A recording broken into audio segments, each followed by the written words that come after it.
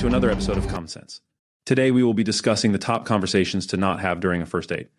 You can talk about anything else but these following topics. That's if you are aiming to have a second date. Let's see what Anna Bay had to say about this.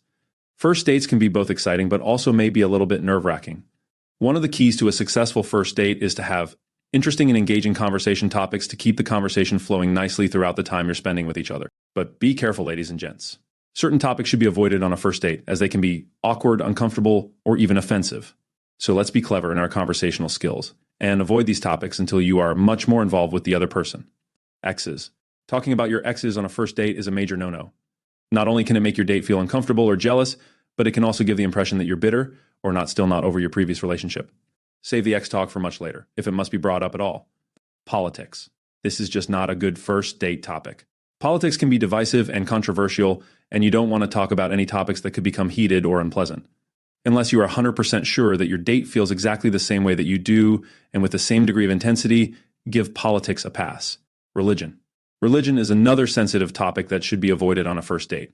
Like politics, it can be divisive and controversial. Additionally, religion can be a very personal and private matter, so it's best to wait until you know your date better before discussing it. Money. Money is a personal subject and not one that should be discussed on a first date. Talking about your salary, expenses, or financial problems can make your date feel uncomfortable or judged. It's best to focus on getting to know each other quite well first before mentioning any financial matters. Marriage and children. While it's important to know what you want in the future, talking about marriage and children on a first date can be too much. It can make your date feel pressured or uncomfortable, and it can also give the impression that you're too focused on the future before you've even gotten to know each other. If you have a child, of course, it is fine to mention your own child casually. Health problems. Other than minor health issues that are relevant to the date, food allergy, mobility needs if you're a wheelchair user, discussing them on a first date is not appropriate. It can make your date feel uncomfortable or overwhelmed, and it can also give the impression that you're looking for sympathy or pity. If you have serious physical or mental health problems, mention them when you're better acquainted. Sex. Sex is a very personal and private matter, and it's not something that should be discussed on a first date. Bringing up sex can make your date feel uncomfortable or objectified, and it can also give the impression that you're only interested in a physical relationship, or worse, that this is all you are offering in a relationship. It's best to wait until you know each other better before discussing sex. Negative topics. Avoid bringing up negative topics on a first date, such as past traumas or current problems. These are very strange date night topics, as they can make your date feel uncomfortable and give the impression that you're not a positive person. Instead, focus on positive and uplifting topics that will help you both have a good time. Controversial topics.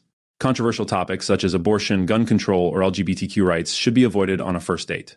These topics are firmly in the divisive and confrontational category, hence they can also reveal fundamental differences in your beliefs and values.